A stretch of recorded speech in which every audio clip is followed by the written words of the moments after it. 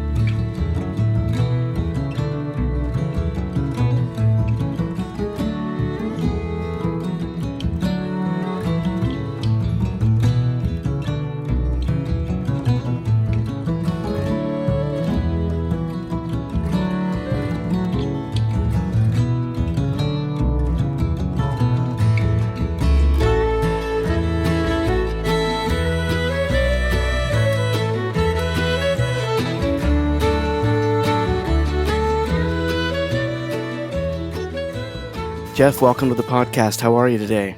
Thanks, man. I'm good. Good to be here. Yeah, man. I'm glad to be talking with you. I've been a fan of yours for a long time, and I'm happy to get to sit down and chat with you a little bit. Likewise. Thanks for having me on. Yeah, absolutely. So, just I think the first time I heard you play was seeing some videos with you back in the day playing with Ricky Skaggs. I've been a fan of his for a long time, and always just loved getting to check out his lineup of players, and enjoyed what you were doing with that band. How long were you with him? I was with Ricky about 5 years, and of course, one of those years was the pandemic year, so it was kind of like it was a bit of a weird situation where we didn't tour much or at all, really, for a year. Yeah. But that was within the 5 years. So I joined him in the late 2017, and I left in about 2022, in the early fall of 2022. Okay. Yeah. Yeah. So, and I was curious about how that gig came your way, because in doing some reading about you, I think, were you in New York before that? Were you doing some jazz stuff? I'm like, yeah. How did that switch from being a jazz player to playing with Ricky happen? Yeah, well, I moved to New York to play jazz, when I was a teenager, and but by the time I had gotten the call from Ricky, I was already playing a lot of roots music, and I had been touring with Sarah DeRose, who's now my wife, but at the time she was not my wife.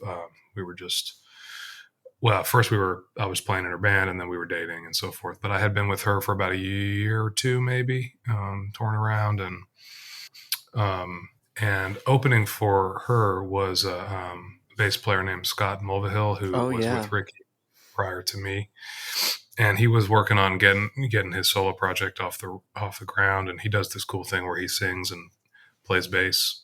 He's like as a solo act, and it's great. It's unique and cool.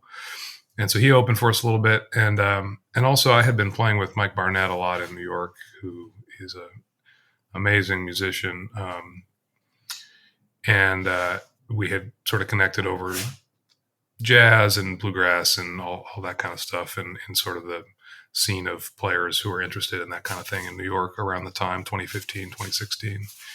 So Scott decided to leave Ricky, and I think maybe a combination of Mike mentioning my name to Ricky and Scott mentioning my name. And one day I just got a call from Scott and said, "Hey, would you be interested in doing this?" And I had been looking for a reason to get down to Nashville anyway.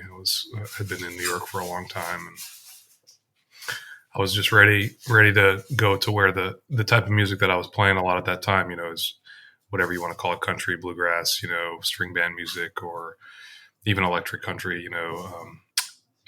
It's obviously that is Nashville music. It's primarily, if you're going to play that kind of music and you want to do it sort of on the full time scale or the national scale, it's you got to at least spend some time in Nashville. So Sure. that was kind of my goal. And this was Ricky was a great man. It was such a blessing to be able to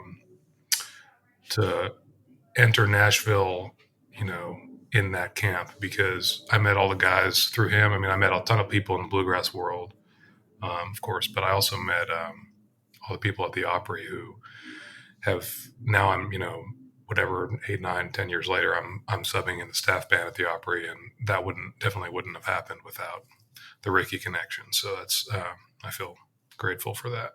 Yeah. Ricky's been, it's like he's been the springboard for so many players over the years. I mean, from probably in the 70s and beyond, Oh, for what sure, was what was the experience like playing in that band, not only with him, but good grief, what a lineup that he's always managed to have in that band. Oh yeah. I mean, that was really my formative, like I said, I grew up playing jazz and sort of related types of music. I had been really into the music. I grew up, part of my childhood I spent in Texas, and I was, in Dallas area. And as a little kid, I was hearing all kinds of country music and stuff. But I was kind of dormant through my teenage years and my development as a musician. I was mostly interested in jazz. And actually I was just obsessed with it. It was my whole life. And I traveled and all this stuff and ended up in New York. But I started to get through bluegrass and string band music. I started to get more interested in country music and Nashville music and all that. And I was, I had probably spent about 6 or 7 years in New York, mostly playing that kind of music and really studying it and getting experience, going from somebody who just like straight up could not play it at all to somebody who was like pretty competent. But when I joined Ricky's band, that was really an educational experience for me, because, it's just, you can understand theoretically things, or, stylistic things. You can describe them. You can talk about them with your friends. You could try to implement them in casual environments or whatever. But you really have to do it, and you really have to be in a position with somebody like Ricky, who's able to tell you, or just either tell you verbally or show you musically, how to do these things, and the proper feel. Note choice was a big thing when I first joined Ricky. Like, I pretty much got it, quickly, but it's like that you can get 85% of the way there, and then the last 15% is the hardest thing, because you have to unlearn certain habits, or you have to just like start to be aware of new things. Like, for example, considering what bass notes to play based on what the melody note is, what the person is singing, and as far as what range to play, or even something, bluegrass bass has a reputation for being simple, but what I learned with Ricky is it's really not simple. Well, maybe it's simple, but it's not simplistic, or it's not easy. It's that, even if you only are choosing between 3 or 4 notes to play for a given note, it matters which note you play. And if you don't play the right note, or if you don't, if you play a note that clashes with the vocal, or if you play a note that, doesn't properly voice lead to the next chord, or, it's very easy to sound sort of amateur-y, or to sound, to leave the music wanting more, from the bass perspective. And the bass in the bluegrass band context has a lot of power in that way, because it really dominates the whole bottom end. I mean, the bottom end of the guitar has a little bit of that range, but mostly it's everything in the bluegrass band is like at a much higher range. So the bass is like, half of the sound, even if it's only 1 out of the 5 or 6, in Ricky's case, 7 members of the band. It's like a huge part of the sound. Obviously there's no drums usually. So it's like, even though it's a simple role, it's a really fundamental and important role. And if you don't do it right, it's really obvious to the other musicians, and might not be clear to the audience exactly what's happening, but they can, there's something. It's the difference between great music and good music is typically like whether the bass player is doing is doing a good job or not, basically. Yeah. And so Yeah. No, absolutely. that's a long way of saying that. With Ricky, I view that period, especially the first 3 years I was in his band before the pandemic, as a really sort of formative polishing period for my playing. I got rid of a lot of my what might be considered bad habits, things that maybe work in jazz but don't quite serve the music in string band music or country. And I just sort of learned stylistic things, where to put the beat, how to be aware of that, how to drive the band, and then sometimes how to listen and adapt. Note choice things, just all kinds of stuff that were maybe a little bit too subtle or beyond my comprehension before, when I was playing in context. I mean, with Sarah we were playing real, listening rooms and things, but that music was more, her music is more fusion type of music. Sure. Yeah. And even after, we're married now, so I play with her sometimes. We'll do a duo show or I'll hop in with her band occasionally. And I can now, post Ricky's band, I can play that music a lot better too. I mean, I'm able to support the songs, more intentionally and more effectively than I was before. So yeah, that was really like in my career. I think I'll always probably view that as a polishing and a really formative time. And in addition to that, like I said, it just really was a good way to enter Nashville because it's a tough town. I mean, people are protective of their little domains, and sure. You kind of have to have an in. So Ricky was my in.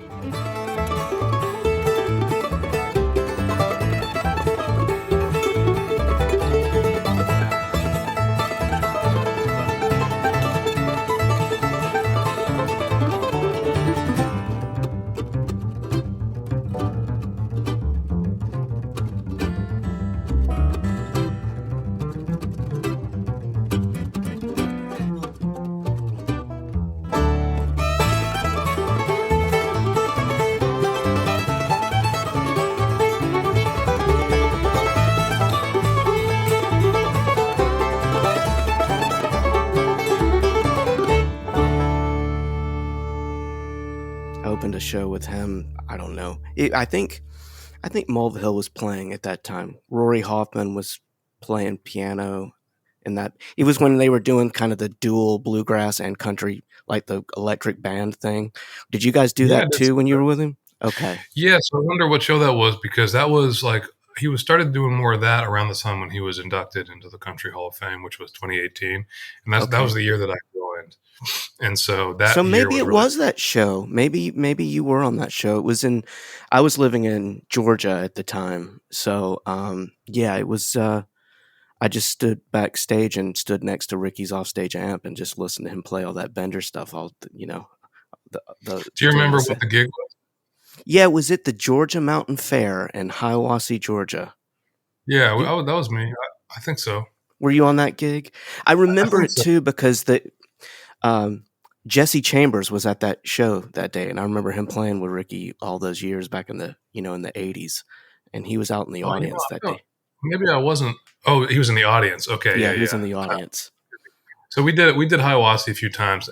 I may not have been that time. I'm not sure, but we did do a fair amount of the country dates. In that year when his country music was kind of coming back into the public view because of the Hall of Fame induction. And we did a few gigs with, like, we did a couple shows with Patty Loveless, which was really fun.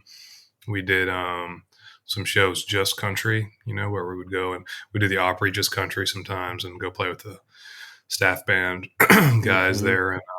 And yeah, that was just really, that was also an education because he asked me to play electric bass in the way that Joe Osborn had played in the 80s on his records. Oh, yeah. That's a very particular way to play bass, which I like, but I hadn't done really. So I got the setup, with the flat wound strings and then play with the pick, and then play like mostly in the higher register, which is kind of bass, which is kind of what Joe did. It's really interesting. And it was quite I would say those bass recordings from that era was kind of a departure of what you were hearing country bass parts being played at the time. 100%. As a matter of fact, I talk to the guys at the Opry about this sometimes, because there are some sort of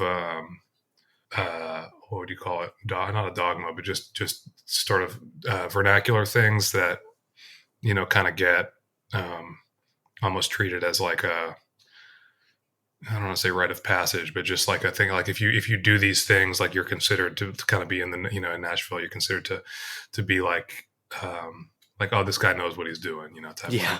And one of those things is it's, I won't explain it in too much detail because it'll be boring, but it's basically like a way of alternating the bass notes where you don't hit a certain note. Like if you're going to the 4 chord, you don't hit the 5 of the 1 chord before you go to, because they call it flop bass, where you kind of go boom, boom, boom, and you just play the 1 5 no matter what, and that's something that people do a lot, just because I think, oh, bluegrass is 1 and 5 or whatever. But if there's a specific way to voice lead where you double the tonic, or you play, the third as a passing tone or something like that. And that's like sort of the Nashville vernacular way to play bass in the traditional style.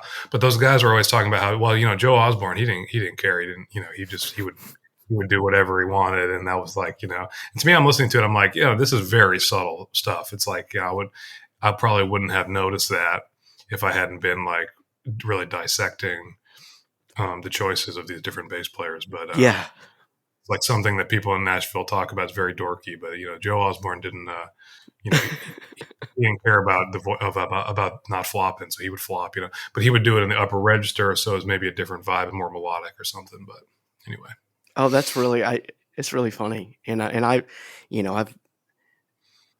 started out as a drummer, became a bass player, singing bass player. I felt I could get a lot more work as a singing bass player, so that here we are. But played a lot of those tunes over the years and listened to those parts, and I was always like, this just seems different. It's just it's so different than anything that came before or after it, Yeah, well, I mean, he was coming from the sort of LA thing, the maybe popular music and rock and roll and whatever, but it really worked. I mean, it worked great with Ricky, Yeah. So what pulled you to wanting to be a jazz player from the start of, I guess, did you start out on bass? Was that your first instrument, or what was kind of your origin of it all?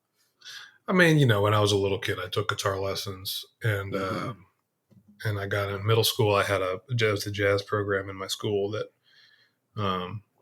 didn't have a bass player, or we had an electric bass player who didn't want to learn upright, and I was young and impressionable, and the guy told me to learn upright, so I was like, okay, so I already played a little bit of electric bass because I had an electric bass at home, but I started playing upright at probably 7th grade, 8th grade. So, and that was, and then I just kind of I got really into it. I got just sort of positive social reinforcement for it. People acted like I was good at it. So I sort of went with it. And then by the time I was in 10th, 11th grade, I was obsessed, and I was, quite good for my age. And I was just applying to programs and doing camps and, audition bands and whatever. And I met a lot of my lifelong friends actually in those times. People who I still, maybe I don't play music with them all the time, but I still am in touch with them. And a lot of them also kind of broadened stylistically too. So into this type of thing that I do now. But was this? Did you start in Texas, or had you already moved from Texas when you started playing bass? No, I started playing bass in Oregon. We moved when I was 11, and I started playing bass probably when I was 12 or 13. So okay, it was right after that. Yeah.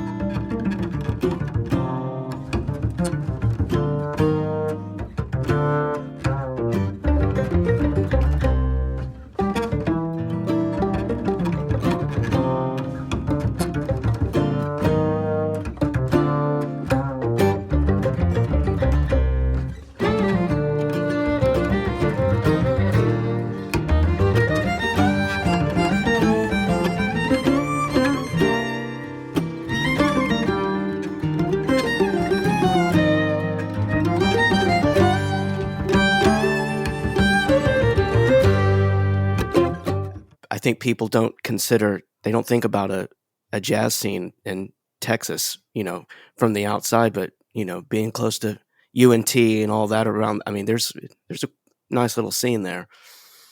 Yeah, I mean, Texas has a great music scene in general. I mean, there's all kinds of. It's just so big, and it's so kind of much of its own thing that it. Yeah, I mean, there are artists. I'm sure you know this who just tour around Texas. They're Texas famous artists, and a lot of people. So, the ones that get nationally famous, like Robert Earl Keen or whatever, will start to be able to tour elsewhere. But one thing I notice about Robert is he'll play for 10,000 people in Texas, no problem.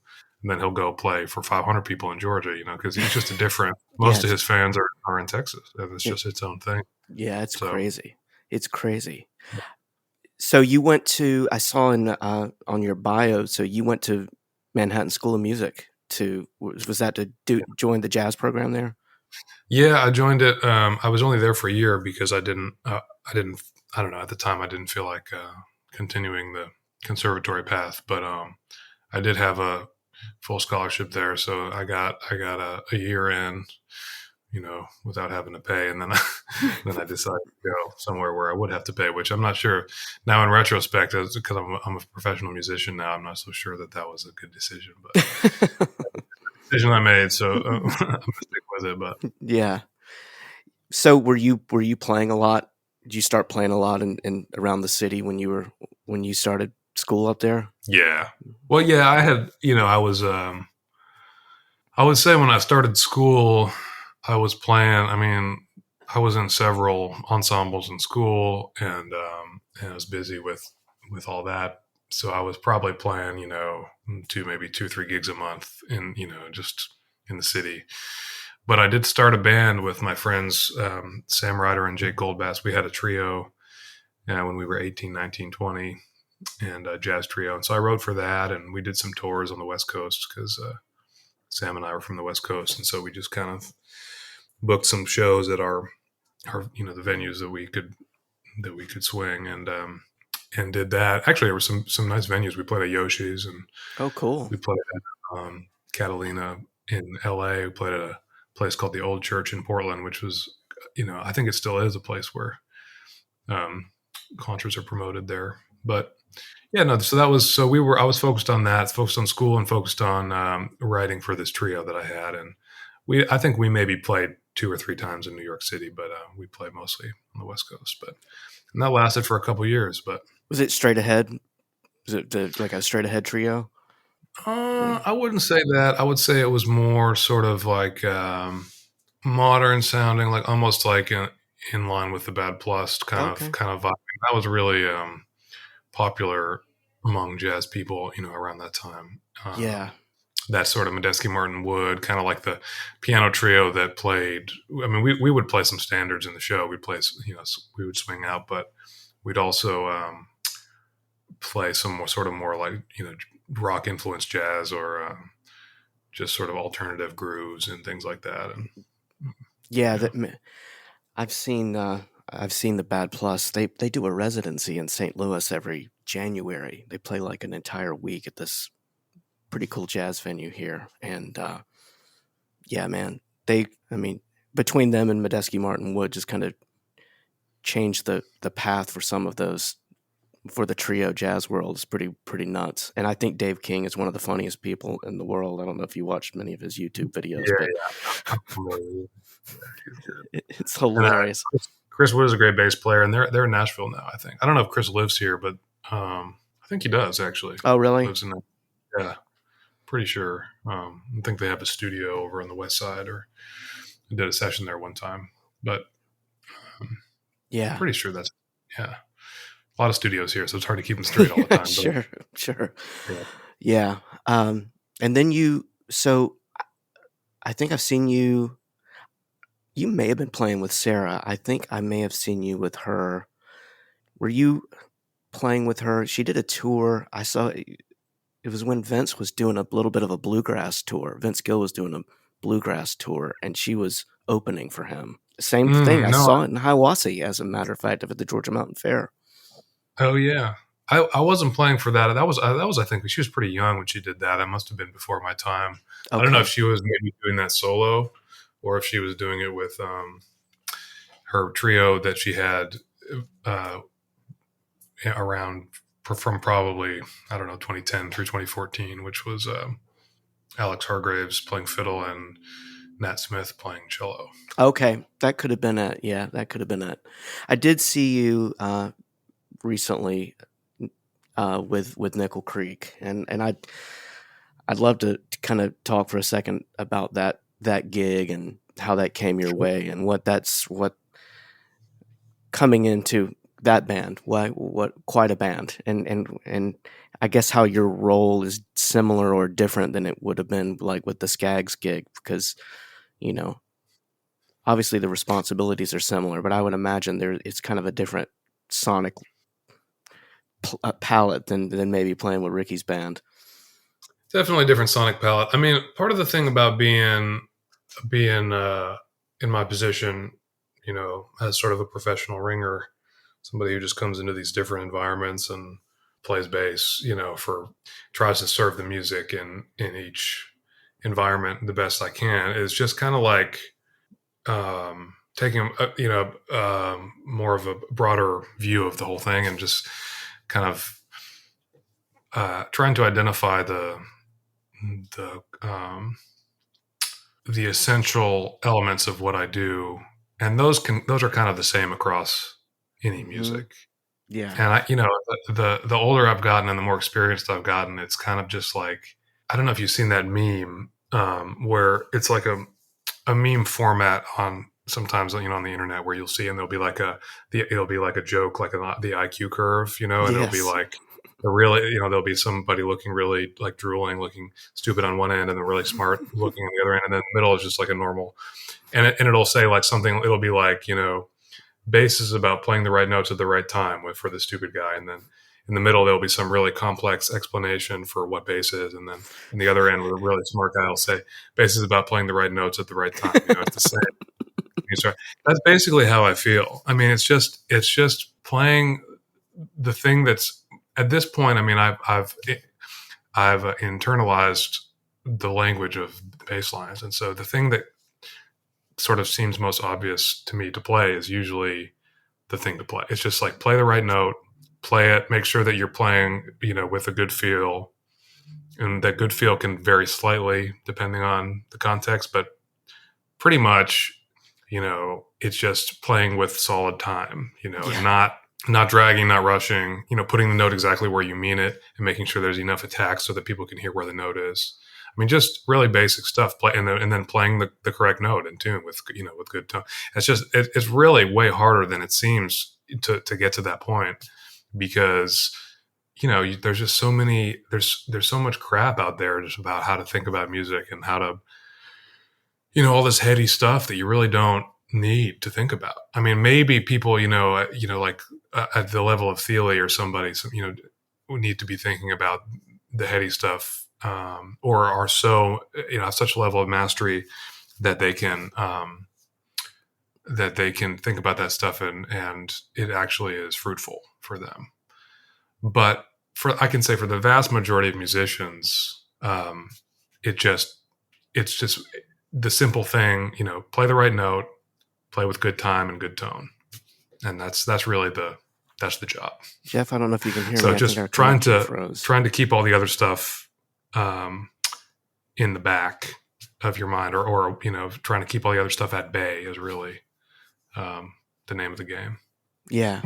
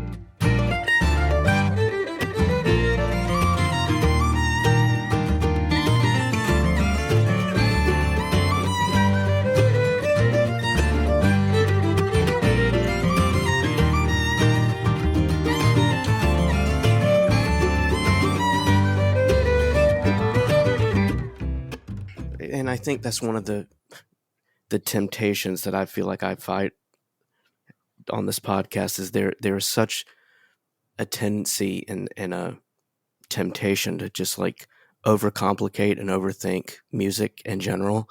And Oh yeah.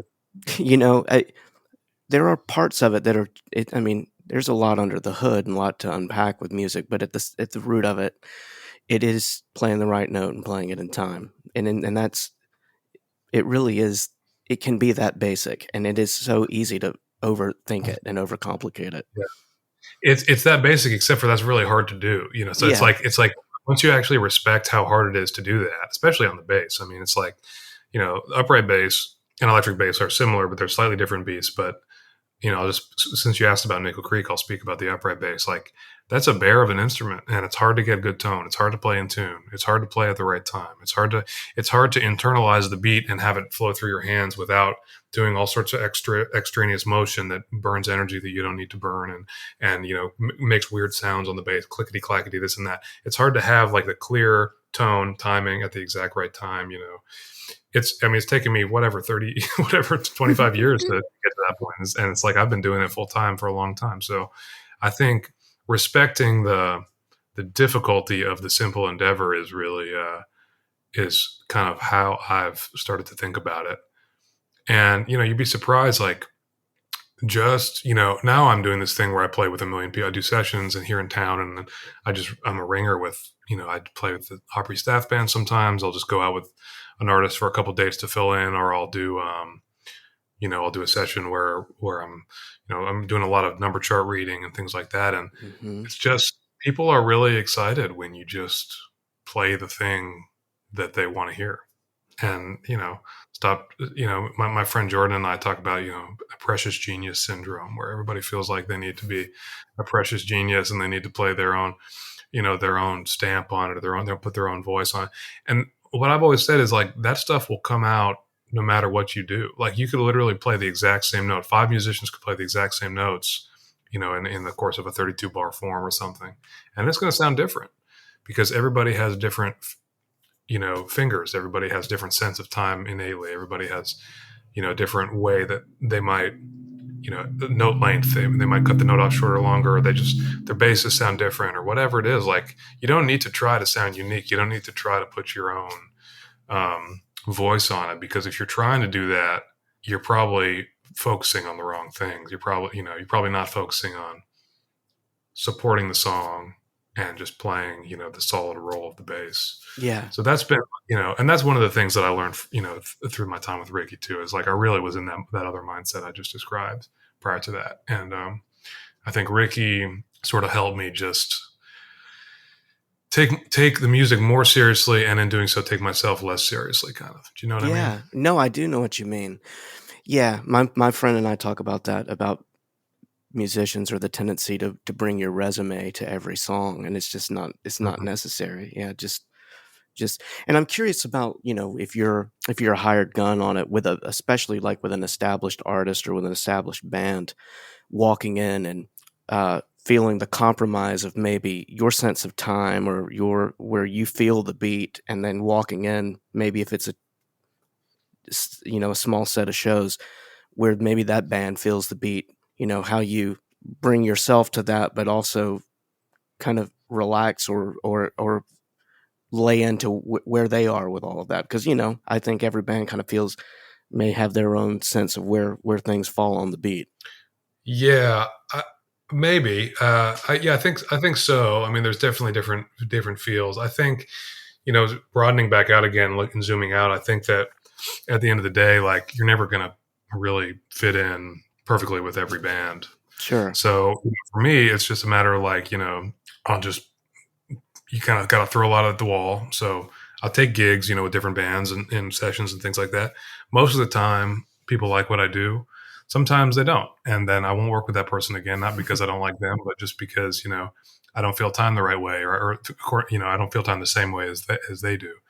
And so that's okay. I don't need to be the right guy for every job. So Yeah. that's an important too. Like, you know, I mean, one of my heroes is Dennis Crouch, who is like a major sort of signpost, ahead, because he's about probably 20 years older than I am, and he's had a great career and one that I would like to emulate because he's managed to be a freelance bass player in a way that has garnered him respect and dignity and all this stuff in an otherwise sometimes undignified industry. But he plays in a very specific way with a specific tone. He has a specific attack. He uses gut strings. He plays, with a certain type of feel. He plays probably a little bit further behind than I do. And for some applications, that's absolutely the right thing. And for some applications, it might not be, the right thing. And but I've learned from him, just watching him and noticing his the breadth of his career, that it's not even necessarily a stylistic thing. Like he went and played with Diana Krall. I played jazz for years, and it was amazing. He did great in that context. So it's just a matter of, you have your within the paradigm of good timing and good feel. There's still a variety, right? So you have your way of playing, and you can't really. I mean, you could try to change it, but I would to a young student, I would just advise, don't try to have good time and good feel, but don't, if you play ahead of the beat, and you naturally feel time like towards the front of the beat, not ahead, but towards the front of the beat, like you're a more aggressive player. Maybe you play bluegrass, maybe you get in a bluegrass band that feels time that way. You don't need to try to change the way that you feel time and be uncomfortable.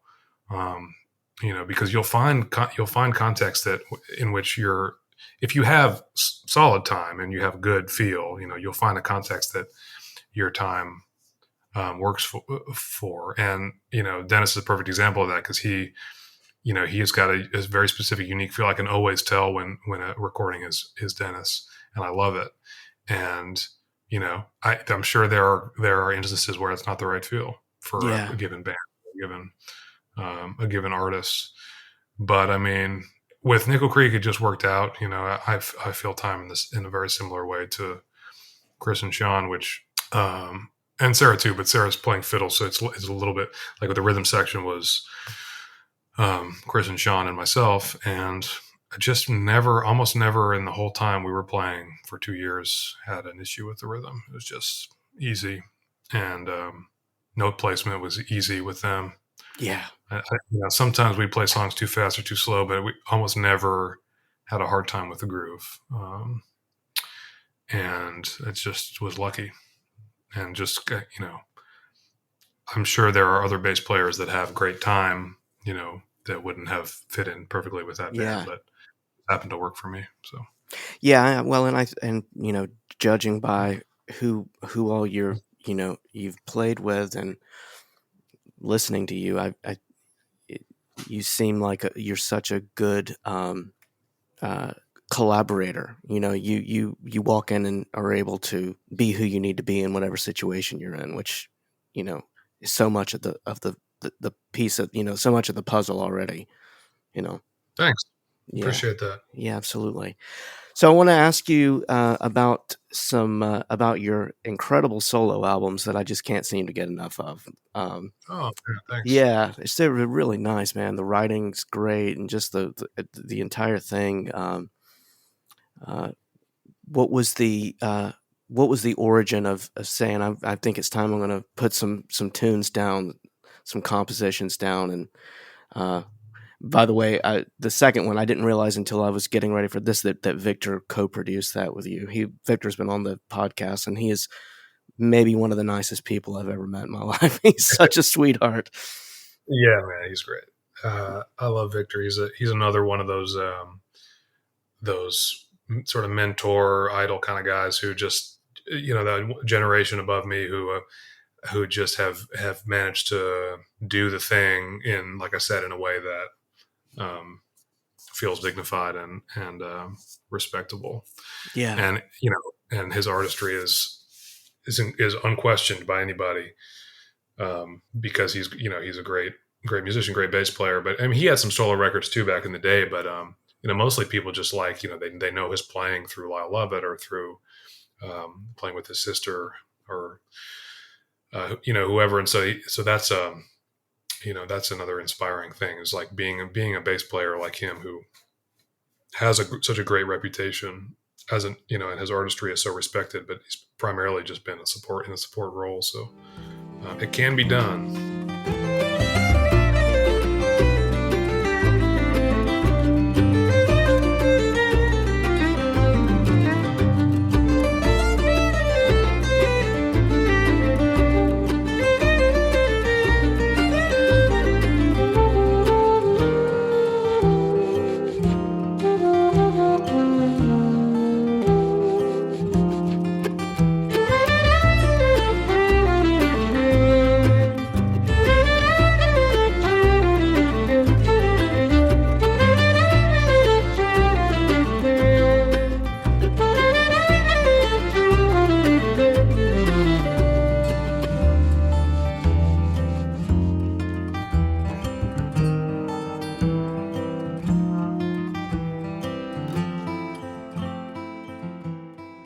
You asked about the solo records. Yeah. I think the first one I had probably been writing for before we actually went in and tracked it. I had probably been compiling stuff for probably about 3 or 4 years because, I think I just had I had a creative spark about it. I wanted to do a project that sort of put my melodic sense on top of this sort of string bands format. Yeah. And I was, I had a little group in New York. It was actually myself and Dominic Leslie and Alex Hargraves. We would get together sometimes because all three of us were kind of like, okay, like we're always playing with everybody else and always, being in support roles, and that's totally fine. But we should also write because, we're whatever. We have that in us too. And we're, there's also this thing, this inertia that happens when you get too comfortable, you get a good gig, and, you could sort of watch your life go by just doing that. And that's fine too. But, for me, at least personally, I was ready to start, contributing, in this other way, in addition to that, not instead of, so Dominic and Alex and I got together maybe 4 or 5 times, and each time we get together, we would each bring a tune and then learn each other's tunes, and then we would record them and just have little demos. So that was probably 2 or 3 of the tunes that made it on that first record came about through that process. And then when I got to Nashville, I just had plenty of time, honestly, because I was playing with Ricky, but Ricky was doing 70 dates a year, not really that much. And I had some friends here, but I wasn't really, I just got to town. It takes a long time to be established here and do sessions and have gigs and things. Some people say 10 years. I know I'm on year 8, so I'm doing okay with it now, but it takes a lot of years to really get to the point where you're busy. And so at the time I was just, I had Ricky's gigs on the weekends, and I was just kind of trying to find something else to do. So I just started writing, and a lot of those other tunes came then. I probably had 13 or 14 tunes, and we got it down to 10 for that record. And then we went and tracked it during the pandemic, which was nice because everybody, talk about having nothing to do. Like we were, after that initial March time, it's just like the whole music industry basically shut down temporarily. So we just really had time to learn the material and practice. And Mike Barnett in particular was a really big practicer, and he really spent a lot of time, working out those melodies and practicing how to solo over the chords and things like that. And his playing on that record is just unbelievable, in my opinion. Oh yeah. So yeah, we went in, I think it was June, maybe May or June of that year, 2020, and we recorded it, and came out in October. So and then the second one, go ahead. And then the second one, how much time passed between the first one and the second one? 2 years. So I was I actually had some success on the SiriusXM channel, bluegrass channel, with the first record, and because I owned the masters and I just did everything myself. Yeah, I didn't owe anybody any money, and so I just for about 1.5 years I was getting a lot of plays on that channel. And I'm not sure if you know this, but that like Sound Exchange royalties for SiriusXM plays is one of the best paying things in the music business. Yeah, I have some friends that some songwriters that have, especially some older tunes that have like their mailbox money has gone up because of satellite radio. Yeah. Yeah, it's really totally in a different stratosphere than any other royalty stream. So that was lucky because Kyle Cantrell, who was at the time, he was the head of the station. He just happened to like the record, just lucky. And so he played 8 tunes from it, 8 of the 10 tunes. Wow. Yeah, it's like, whoa. And so he, for about a year and a half, I was kind of like getting these checks, and I was like, wow, this is like. So I was like, maybe I'll reinvest and I'll make another one. So I started writing again. I had some of the tunes sort of already, and I think, when was it? I think it was the fall, maybe November of 2022. We went in and did that one, or no, Yeah. it had to be a little earlier. I can't remember. Maybe it was September, but it came out in 2022 towards the end of the year. So that was sort of these records are not cheap to make because the people I hire are like, I'm picky about it, and they're the best in my opinion. So it was I'm glad I did it when I did, because now, just you get older and life gets more expensive. So now I probably don't have a huge amount to throw at another record right now, but I got those 2 out, and yeah, they're fantastic. And obviously, I know why you would work with Victor as a co-producer, but what was that relationship like, and what was his role with you during that process of while you guys were recording that album? Yeah, he helped me with the pre-production. I would go over to his house, and we would chat through material. He helped me sort of pick material out of the material that I had. He would say, this one, it's cool, but I don't really, I've heard it before, or that kind of thing. Mm-hmm. Not sure I need to hear it again. I'm not sure what the raison d'etre, so to speak, why you would put this on a bass record, for example. That was one of the things. Was like, if you're going to try to make a record that is bass forward, don't just write a tune that features everybody else and not the bass. And he would, he would just offer his take on things, and it was useful to me because, he's made a lot of music that I love and that I think shines a nice light on the bass without being bass novelty music. Yeah. Well, and so he's also, he's so much more than just a bass player too, right? He's such a great composer too, and just plays a lot and plays really well too. So I would imagine he was able to provide a lot of feedback about the big picture of it, which I imagine would have been huge. Yeah. Yeah, that was good. And then also in the studio, just kind of being like, sometimes people have a vocal producer, but for me, he was like my bass producer. Like, he would say,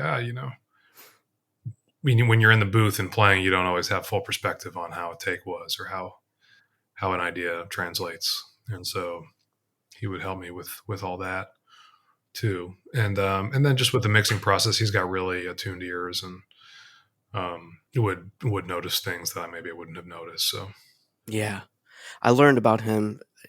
I think I first heard him because of Bill Frisell, him playing on those Bill Frisell albums back in. A lot of people did, yeah. Yeah, man, such good playing on there. Yeah, such a North Star for bass players was his playing on those albums. It's so good. So before we go, I was curious what all you have going on these days. What all you playing with everyone under the sun? What's going on?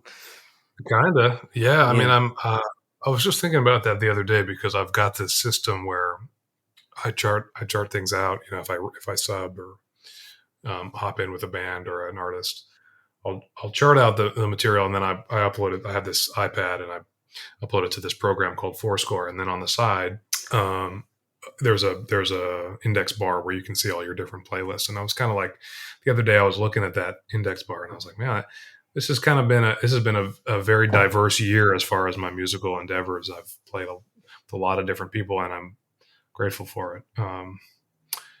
But it's a lot of work because you got to learn, every time I play a gig, if you're learning a whole new set of music to play a weekend, it's a lot, but it's good too. I mean, I want to be mostly playing in town sessions and doing the Opry, and periodically going out for things, that are sort of interesting to me, but I needed a little bit of time off the road as far as the hard touring goes.